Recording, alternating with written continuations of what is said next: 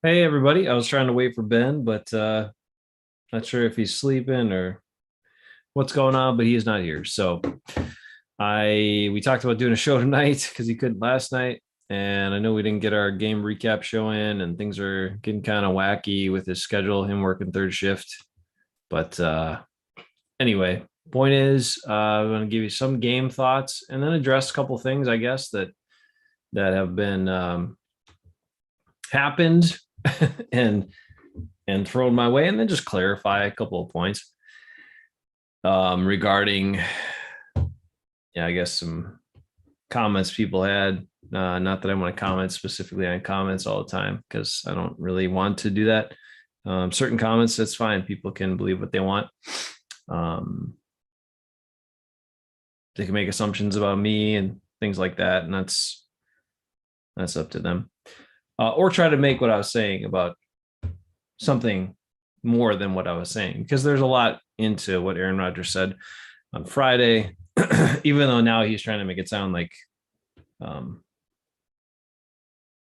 like people were just taking things misleading, which wasn't really the case. So, okay, whew, let's get clear on a couple things, and then I want to jump into some game stuff. I want to say hi to mom and dad. Appreciate mom and dad always. Also, Ekis, Rick, Balaz, who have chimed in and had some good things to say. Um, and I understand too, like people are going to have different viewpoints about a number of things, and that's totally cool. That's part of what makes life interesting and talking about these things interesting. So, just quickly about Aaron Rodgers and what he said and what I said in my last account. So, here's a couple of key things. Number one, I was not making this about right wing politics. I was not making this about vaccines. What I was trying to display to you by quoting Aaron Rodgers and using his own words is that he repeatedly contradicted himself over and over again and said some really interesting things, and not in a good way interesting. But the biggest part is the contradiction. So what, he's a smart guy, right? He's way smarter than I am. He's smarter than a lot of people. Okay, fine. What he did was he took so many different positions and said so many things during that address about different sides, or different viewpoints that people would associate themselves with, that he knew that at least some of those viewpoints would be favorable to most people. So what happens is he also knew that if he talked long enough and spent all that time, that there's no way anyone would go back through and watch his whole address again to see all the contradictions. They would just remember the things that stuck with them. And most of the things, as human beings, most of the things that will stick with you when you are watching something like that, especially if you're a fan of his or a fan of the Packers, you want to remember the things that put him in a better light. So those would be the things that people would remember. And someone called me out saying, that I mentioned that I was a journalist. I wasn't trying to be a journalist there. I was just trying to be a journalist in terms of getting quotes right and actually going back through a long piece of information and presenting that information to you. So those were some of the quotes I used. The journalistic part was actually using correct quotes, unlike Aaron Rodgers, who, acted like he was quoting MLK and then wasn't. And the biggest part to all of it is that, again, having all of those things being so contradictory and so hypocritical of himself in the same address was really showing you not that Aaron Rodgers believed so strongly in one thing or another, or was so strong against taking the vaccines, or so strong for a certain position. because he was so inconsistent with his position, there wasn't any conviction in any of his positions. So what it showed you is that he'll just do and say anything to try to take the heat off of himself. And that's what I was trying. Hey, there's the guy. And that's what I was trying to get at. That's my problem with what Aaron Rodgers said, how he said it.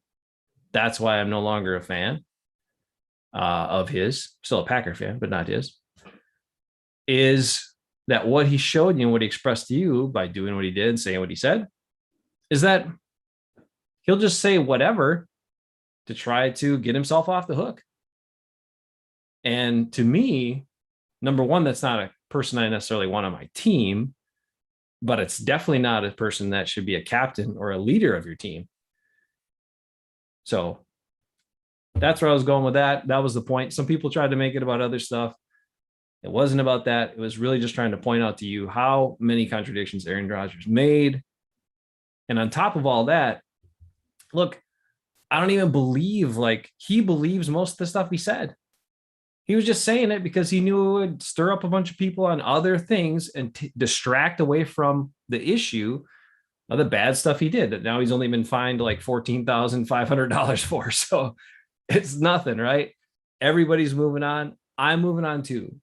And I'm not talking about this. We're talking about anything Aaron Rodgers says as a person anymore. I'm not going to watch any more of his press conferences. I don't care what he says, because short of him coming out and admitting fully that he was wrong, not that half-ass kind of acknowledgement of maybe someone took some, whatever he said. I'm not even going to try to quote it because it was ridiculous and it wasn't really taking responsibility, even though he tried to make it sound like he was. Short of him coming out, fully apologizing, fully accepting, that he was wrong, saying I was wrong, short of him saying all of that, I'm done with the guy. Done. So I'm not talking about it anymore. The most extent you'll get from me. Talk about it. Okay, you can, but all I'm going to say is after right now, the most you'll get from me about Rodgers is Rodgers played well. Rodgers didn't play well. That's it. Go ahead. Right. Sounds good. I can't be on here too long. I just sounds good. I got to leave at like 9 o'clock for sure. Oh, crap. Hey, I got stuff to do tomorrow too early, so go for it. Okay. The only thing I have to say about Rodgers, I did not watch any of his latest Pat McAfee fiasco, which is just letting him ramble on for 20, however long about who gives a crap. But I did watch something that showed the quote where he said something like, "Hey, I'm sorry that some people got upset about what I said, but I still stand by what I said." That's pretty much what he said, which means, hey, I said all the stuff I said. I believe all the stuff I said. And I'm only, and I know that people are mad at me because I'm a role model. That's what you said. I'm a role model. And I'm only upset because people are mad at me. Because the guy who constantly says that he doesn't listen, he doesn't pay attention to all that crap. I don't pay attention to the media. I never pay attention. Well, I got some guys who tell me stuff. Like this guy, he always looks at the side and talks about, I can't remember the guy's name, Dave. Tom Fanning. Tom something or other. Tom Fanning. I just told you. Tom tells me, yeah, I know. Okay. Tom tells me about it. Bullshit. Hey, I'm pay attention to everything. And that's really what he should have said was, I'm sorry that a bunch of people are mad at me because it really affects me. And so I'm going to just say, hey, it's too bad everybody got mad at me, but I said everything I said, and I believe everything I said, and I'm going to say it again if I have to. And that's just the truth. He's just a big diva baby. I've been saying it for freaking 3 years. All right, and I haven't watched anything else. I don't want to watch anything else. I don't care about anything that he says. Yeah. I honestly don't. I don't either. I'm done. How many times he has a bad game when he throws picks, and then it's the wind and this and the play calling, and I got a thing on that too. Yeah. Blah, blah, blah. He blames everybody else. Never takes responsibility for anything. Ever. Including this. Look, I don't know how you think he could believe he think that he believes what he said, because a bunch of things he said, he kept contradicting himself. So there's no way he could believe it. Like I'm telling you, He just said all that stuff because he knew it would distract people. And he knew that if he said a bunch of different things from a bunch of different viewpoints, that enough people would grab onto those little pieces and be like, well, see, Aaron was just talking about, personal choice, and Aaron was talking about, all of this stuff. Right. And that's a popular thing. Great. But then he also said all these other things that contradict stuff. And so he can't believe it. And the other thing is, like, when he came out and started out the address, it was another tactic where he's like, and some people thought he was taking a shot at Kyrie Irving when he said, I'm not a flat earther, anti-vaxxer. To start, he set the table with that, but then he talked about how scary the vaccines are. And like, again, it's just, first of all, he says one thing, I'm not this, but then you completely say you are that. So it's whatever. It's fine. I'm done with the guy. The thing that you understand and that he showed you is he's just a big windbag, and he'll say whatever. He's a self-preservationist, and that's fine. You're going to have guys that are all about themselves and will say and do whatever to put themselves in the best spot. That's what he does. Okay. That's what he is. And he showed you that. So, and like I said, I talked with a friend today, the Weasel, and I was like, look, there are bad guys in the NFL. And I'm not saying he's necessarily a bad guy, but he's a self-preservationist, which means he doesn't care enough about other people or integrity or whatever. He's going to do and say what he can to cover his own butt. And those guys are going to be everywhere. That's fine. But those are guys you bring into your team to like help fill a role or fill a void or help you get over the top. Those are not guys you want leading your team. Those are not guys you want as leaders of your team, faces of your organization. That's all I'm trying to get at here.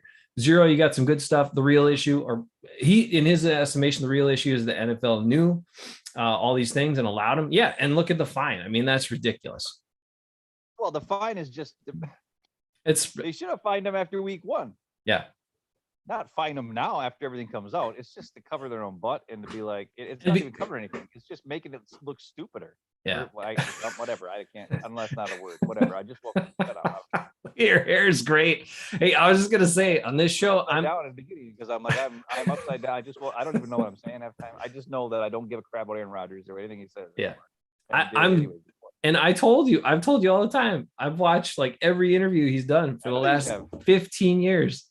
And he tricked you for 15 years. Well, no, I think some of those, I don't think he was always this way. I think he's grown into this. Even though today he talked about he's just going to continue to be the best version of himself. Well, if that's the best version of you, man, I'd hate to see the worst version of you. Anyway, I'm done talking about it. I'm going to talk about the Packers. I'm going to talk about some things that I liked from the game because there were, I know it was ugly on offense for a while. And we got some questions about like, what the heck were you calling Matt LaFleur? Like, what are we doing here? Like, I don't quite get it. And I know the Chiefs were like, hey, we're going to run some crazy stuff. We're going to blitz. We're going to sell the house. We're going to do all this stuff. Right. And really test this young quarterback and this offensive line that we're not that, we don't think is that good. And the young quarterback, we're going to see if he can know how to make adjustments and do all that. Okay, fine. But at the same time, the Packers ran the ball effectively. They had a good rushing average, right? And what happened is we got a clown in here. Forget how to stop this. And kill the chat on that for a second. Anyway, point is before I get distracted, you see, you can't stop my train of thought there. It's not cool. But the Packers ran the ball effectively, and then they just decided to not run it. Why? Because LaFleur's a dumbass. Oh, I'm getting sick of it. LaFleur, you calling out LaFleur now? Yeah. Well, listen, it doesn't take too much sense to figure out, hey, they're blitzing the shit out of us. How about if we have some quick plays? I don't know. Number one. Number two, who the hell, and if Jordan Love did this on his own, he's an idiot, but who the hell convinced Jordan Love to throw the ball to Devonte Adams 14 times? 14 attempts to Devonte Adams. Not also, good. Aaron Jones, 0 catches in the game. 0. Not a screen pass to Aaron Jones because they're blitzing everybody. How about a screen? That might be a smart move. I don't know. Also, 1 attempt to Lazard, catch, touchdown. 2 attempts to MVS, both catches. Randall Cobb, 5 attempts, 3 catches. And one of them was really low, and he had to go way down and get it. Devonte Adams, 14 attempts, 6 catches. Why in the world would you call plays or tell your quarterback to throw to a player he has not practiced with himself more than 1 day on a Saturday before the game, a travel day, which is probably just a walkthrough day? The guy who wasn't there all off season to work with, because he wasn't. None of those guys were. Especially Devonte. He didn't show up. A guy who's in a contract year and claims to be the best receiver in the league and wants a big contract and doesn't give a crap about the team, only cares about himself.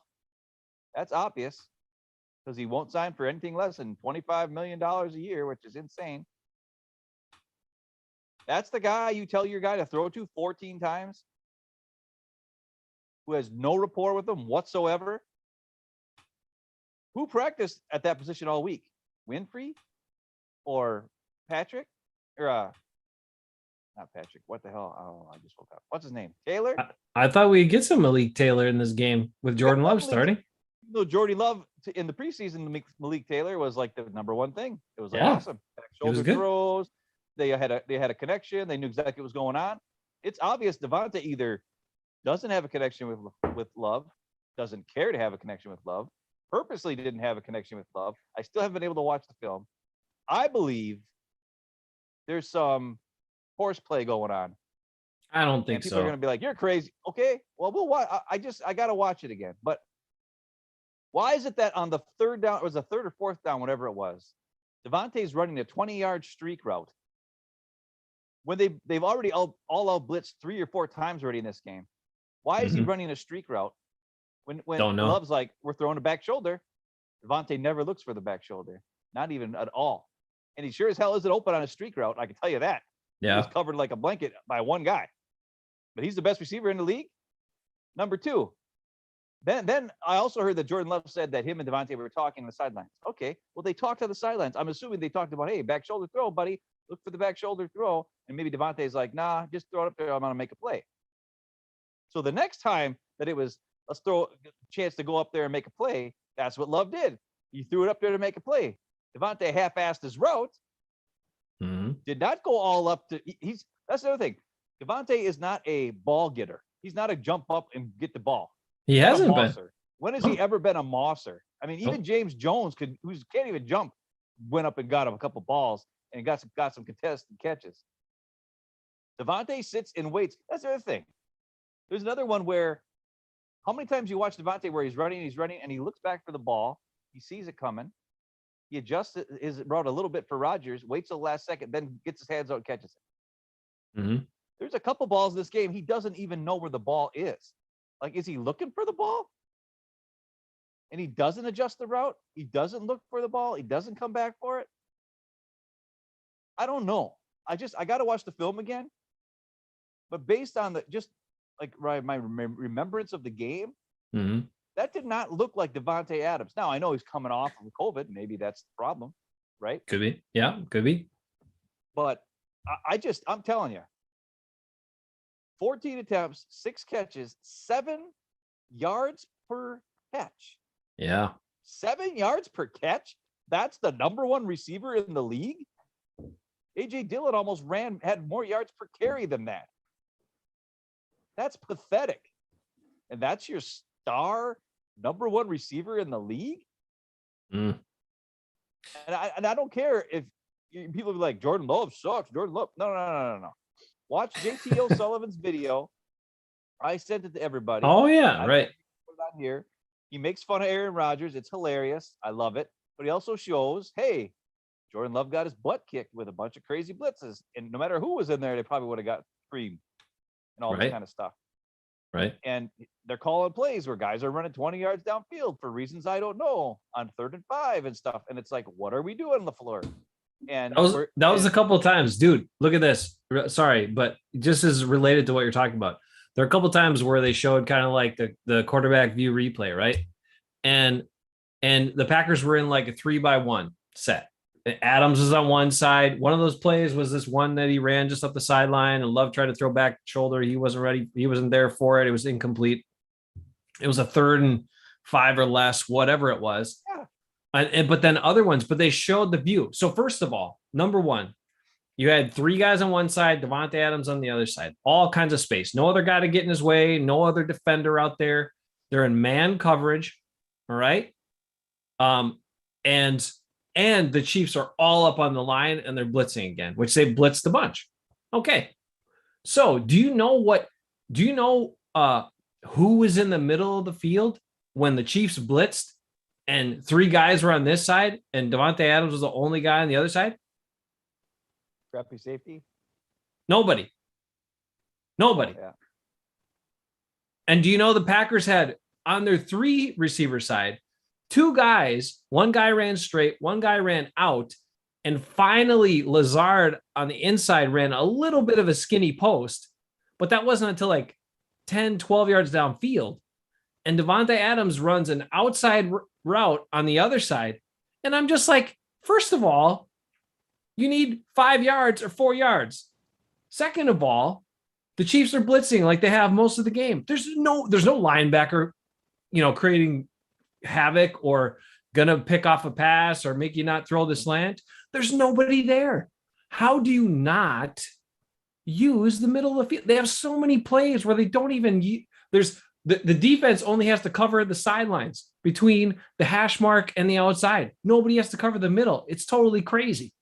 And especially when a team is blitzing you a bunch, then there's not even linebackers roaming around in there. There's nobody. What the hell? Ugh. It's maddening, The bottom line dude. is you had a guy with his first start and a defensive coordinator on the other team who decided to listen, we're just going at him. Because number one, you can tell from watching all year, the Packers offensive line, not very good at picking up the blitz, especially through the middle. And I hate to say it, Lukey Patrick had a couple stinkers, but for sure, we know Royce Newman stinks. And we know that Billy Turner doesn't know what he's doing half time. And Runyon Bunyan, and you got a guard playing left tackle. So, I mean, run the fucking ball. It's not even that. Well, you got a bunch of guards out there. And you got a left tackle or a right tackle playing right guard. The whole offensive line makes no sense. And it's made no sense all year. And that game proved it again. These guys can't. They don't do the right. I don't understand it. When they blitz 7, even if you keep 6 guys to block, you still can't block a guy. Yeah. There were times where like the guy was lined up in front of Lukey Patrick, right? A D tackle. And then Lukey Patrick blocked the guy in front of Runyon because they switched to everybody over. Well, okay, but they blitzed a corner and a safety from the other side. And those guys are way faster. So they get there way faster. And then Aaron Jones picks up the defensive lineman on the play, which is crazy. But he can't pick up the guy coming from the screaming from the outside. And Billy Turner is like, or Royce Newman's got 2 guys, and he's like, they don't block either of them. But I don't blame those guys. I blame the freaking idiotic freaking schemes. Why are we switching? If a guy's in front of you, just block that guy. Yeah. Why is Lukey Patrick going from the D tackle who's right in front of him to go block the guy in front of Runyon Bunyan? You know what I mean? Yeah, I don't know. I mean, why would you do that? And then PFF gives Lukey Patrick a bad grade. Well, that was the scheme.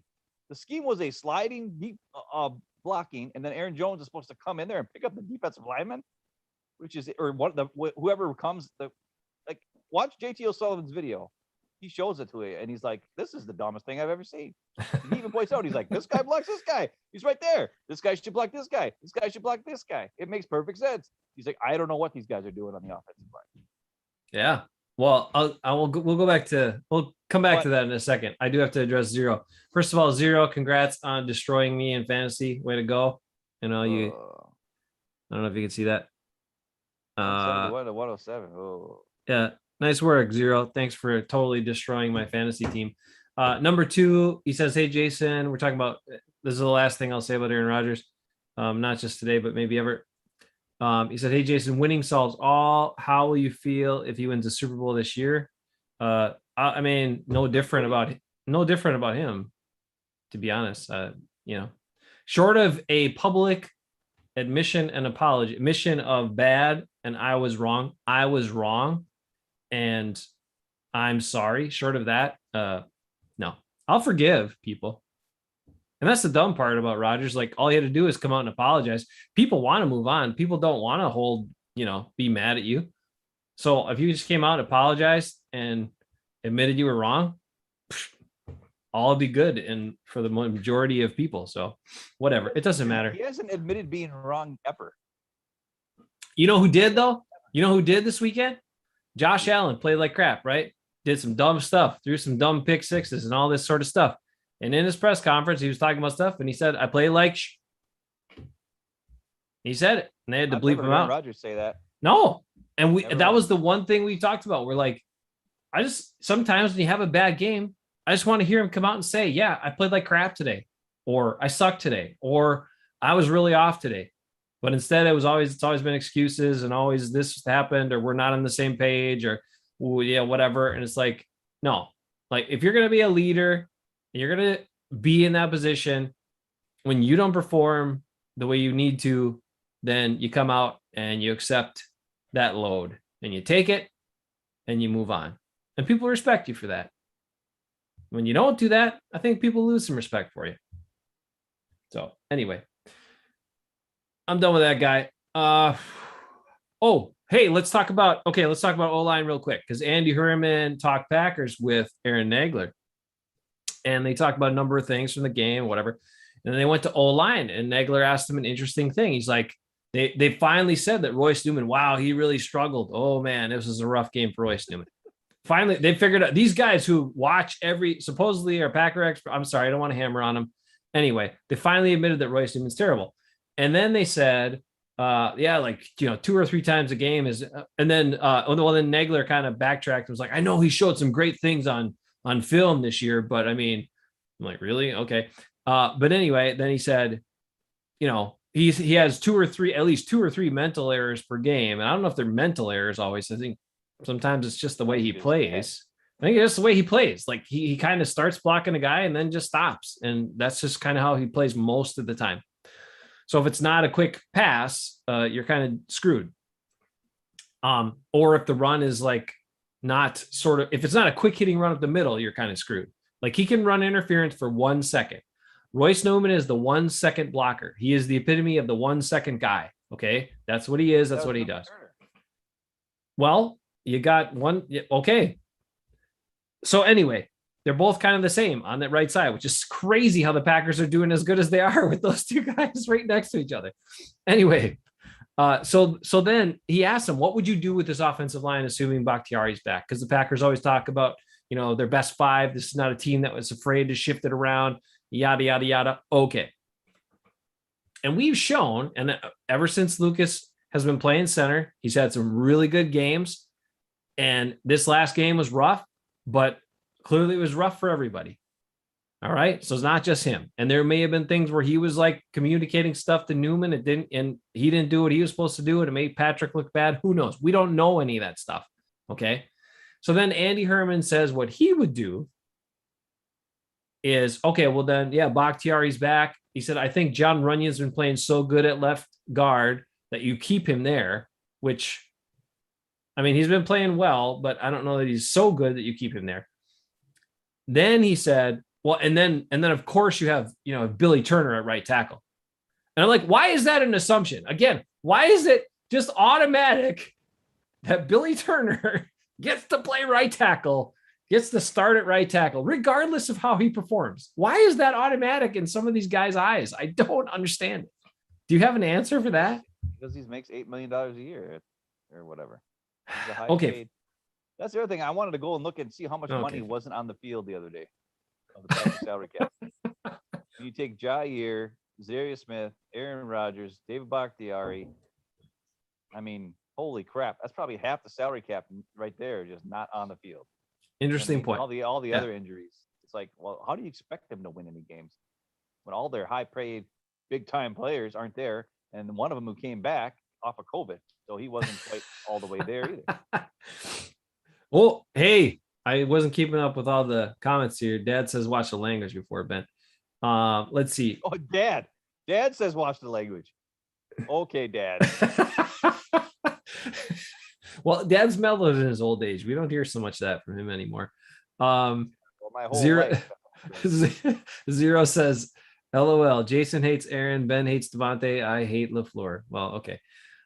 Look, I don't hate LaFleur, but I don't know what the hell he was doing in this game. Didn't make any sense.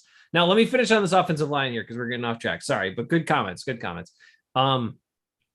Okay, so he says, okay, Billy Turner's there. Then his suggestion is, so Runyon's playing so well, I think you leave him there, which we're not going to leave anyone else. We're going to move other guys around, which again doesn't make sense to me.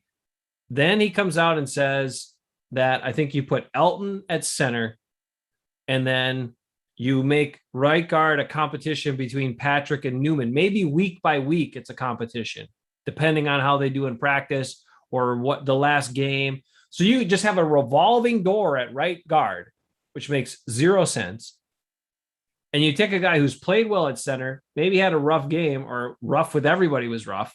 But come on, like Lucas Patrick was really good at center the two previous games before that. And he's showing you a lot, and he show you that he knows what he's doing. And then you just like, rather than the obvious choice, which would be right guard should be a little bit easier to play than left guard, then just taking your upgrade at left guard with your guy that's your normal left guard. Leave the center alone because that makes more sense because then the communication on the offensive line is consistent. And then you take your better upgrade and put him over at right guard, John Runyon. I mean, that makes the most sense to anybody, but not to Andy Herman, I guess. He said that's what he would do. So I don't know. I would actually leave Runyon at left guard. Who'd you put at right guard? I would put Jenkins at right guard. Oh, that's right, because he can play all positions. So that's right. Well, he played everything else. Might as well let him play right guard. And well, here's the thing. That's true. You might as well. First of all, it would solidify the guard position at right guard, because then that way you wouldn't have a weakness. Like it would, if you could, like the combination of Runyon and Bakhtiari would be similar to the combination of Jenkins and Turner. Okay. So there isn't a weakness on the right side, right? Your interior would be very much more solidified then. Yeah. 100%. Because Runyon's been playing well. And why should you move him over to right guard when he has been playing good at left guard for the most part? Because they like to move everybody. They don't care if guys are playing. They just like shuffle them around. But what I'm saying is you solidify the right side, you solidify the middle. I can get on board with that. Lukey Patrick where he's at, and then you're in good hands. I mean, and then you can run the ball to the right better. There wouldn't be pressure up the gut every freaking 3 seconds, or maybe there would be, but Jenkins would be better at picking it up than anybody else. But I've seen Jenkins play center, and I don't think he's as good when he plays center. No, it takes him a little bit longer to get out of his stance after the snap to get up and get on a guy. Where Lukey Patrick's very good at it. And that's one thing. Go back and watch Jenkins at center. There's a lot of times where he doesn't get to the block because his snap and then up and at him or whatever is different. It's a little bit slower. Where if he's just off the ball and playing offensive line position, he's quicker and more able to get on his block right away. You know what I'm saying? Not to mention this whole season, he's been working at left tackle. And you're going to take that guy and throw him at center with no work at center this whole season. I understand he played center a couple games in the past, but there's a guy who's been practicing center, and then there's a guy who's been practicing left tackle. That makes zero sense to me. So sorry, Andy Herman, we disagree. Jenkins at a guard spot, right guard, I'm down with that. And actually that makes you stronger, like you said, on the right side. Hides Billy Turner a little bit better. I like that too. But if you look at all the really successful running plays, Ben, what are they?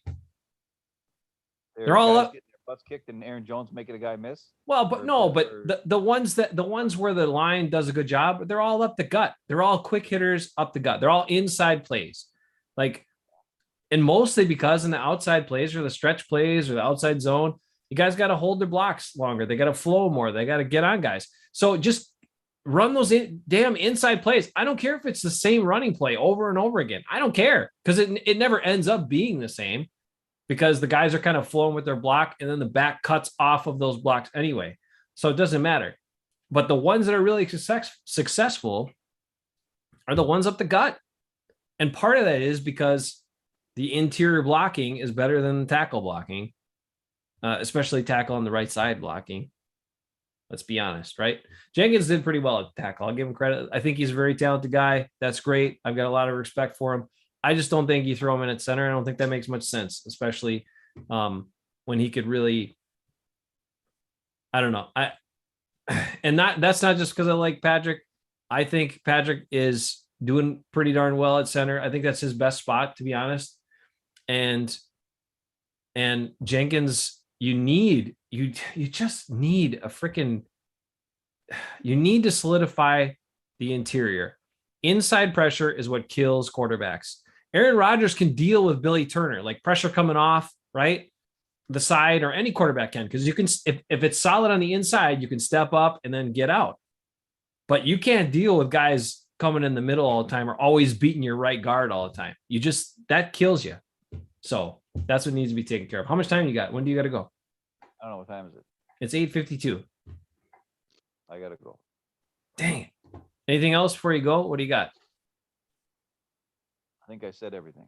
Packers Gotta are 7-0 when Devonte Adams doesn't play. Oh, who's your favorite player Odell from? Beckham Jr. Do not sign him. Yeah, That would please be don't. stupid. I don't. Who do you really think? care. Who do you think played the best against the Chiefs out of anybody?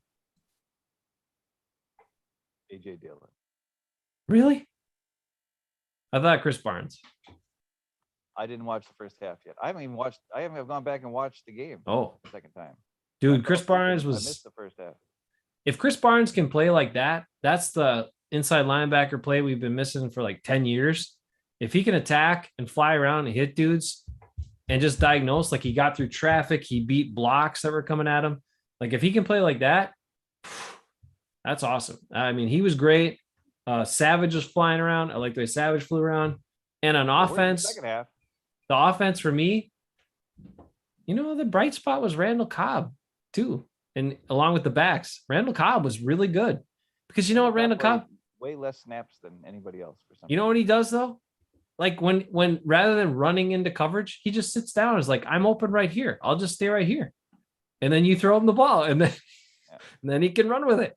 But like all these other guys, rather than just shutting it down and just staying in an open spot, they run with the coverage. So they stay covered. It's just dumb. I don't understand it.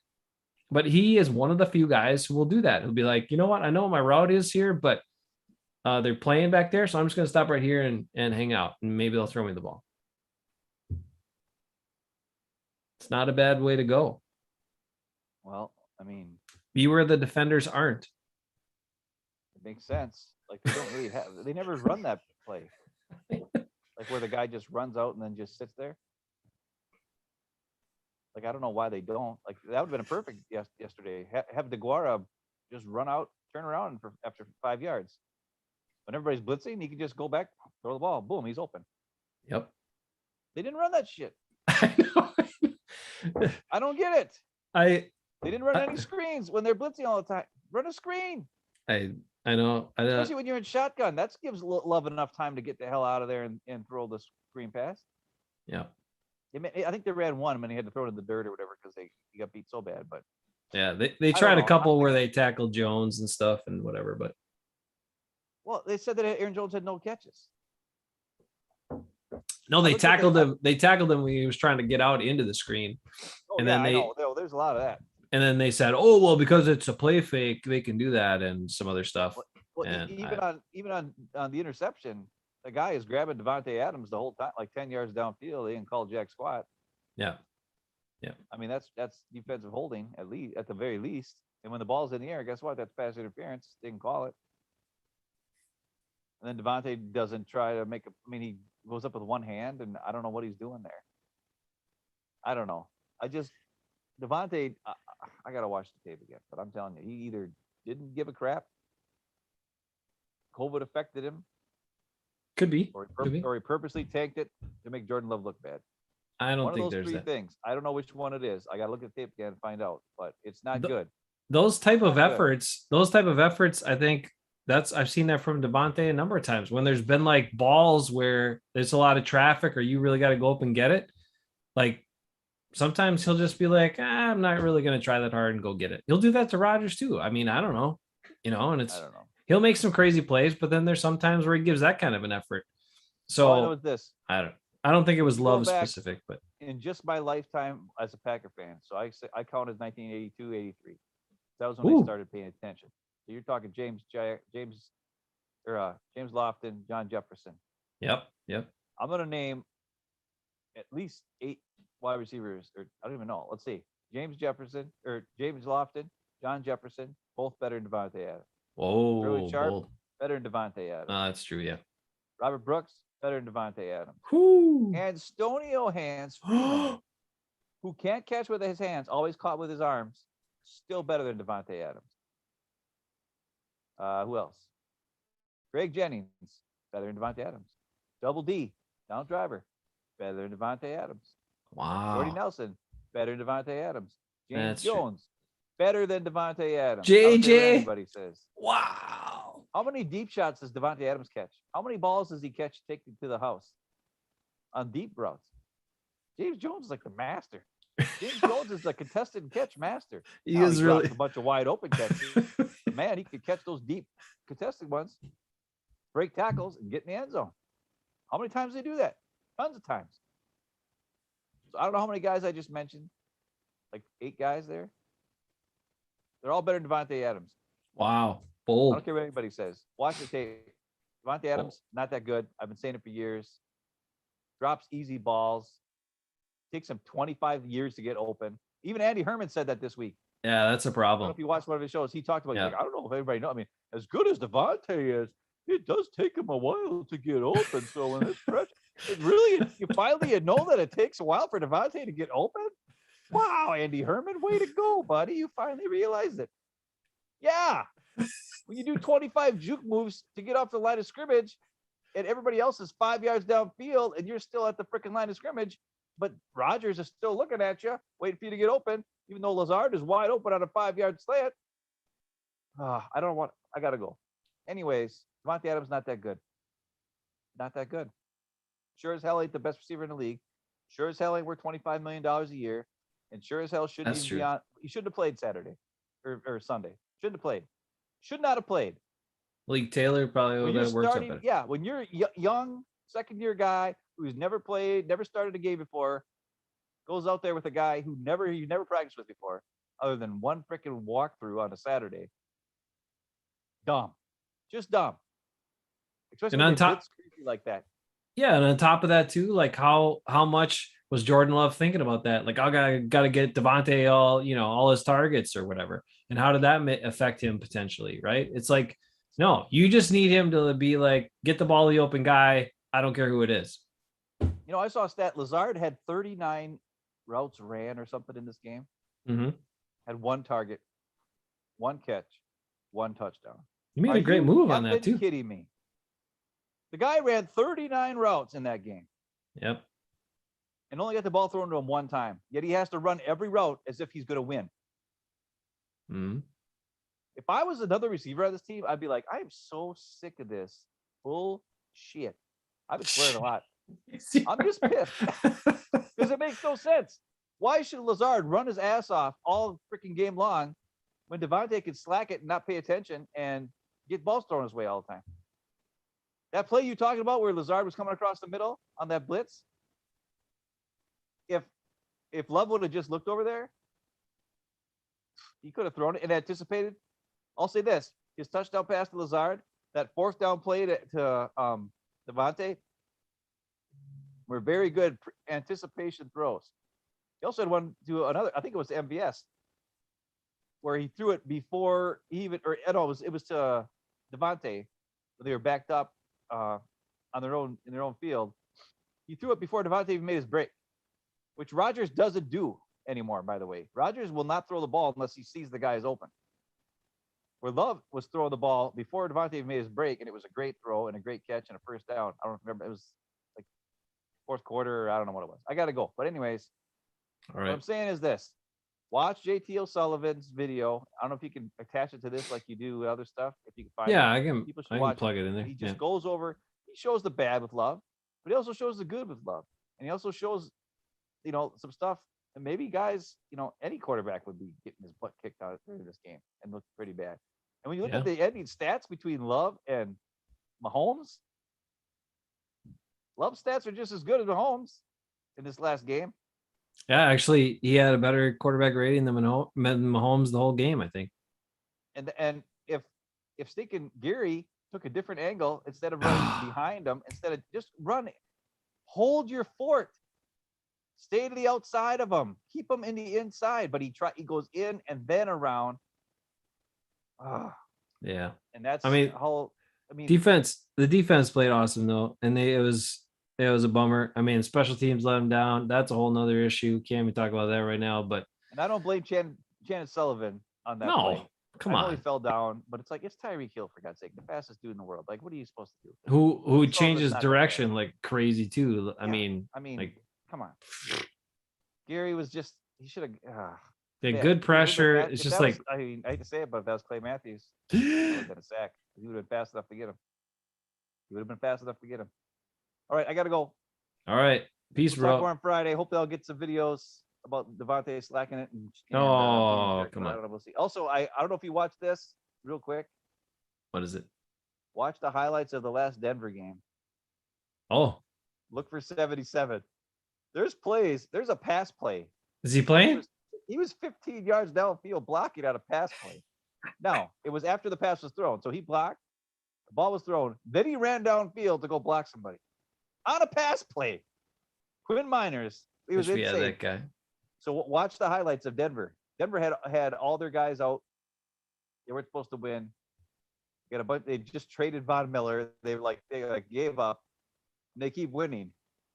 It's funny, but I mean, watch. And then there's another running play where Miners is like 20 yards downfield blocking dudes, and like there's no other offensive lineman around. It's just number 77 down there blocking dudes. So it's awesome. Wish we drafted that guy. Yep. All right, love you, dude. All right. See you later. Gotta get to work. All right. See you later, man. See ya. All right, I'm gonna wrap up here. I got one quick announcement. So this is for the family, mom and dad, just mostly to remind you guys. Tomorrow is the Veterans Day Radiothon. I'll be on the radio for like 12 hours. Not talking the whole time because they play music in between, but we're with Veterans Day. There's a program I started at the nonprofit I work for to help veterans that wasn't there before. We use tomorrow as one of the ways to help raise money for that program to do more projects for veterans who are struggling in their homes, to make repairs, to build ramps, to do shower modules and changes like that to make things work for them and keep them in their houses. And I'll be on Q106 here in Madison talking about that tomorrow. So you can find out more about that at q106.com or at projecthomewi.org. So for people who don't know me and didn't know what I'm like, yeah, I spend a lot of my time trying to help other people. So take that into consideration before you give me some hate comments next time. Some of you out there, I understand there's going to be trolls and haters, but yeah. Anyway, peace out. Be good. Got your Friday night. Zero. Thanks for crushing my soul in fantasy. You didn't have to destroy me that bad, but kudos to you. Hats off.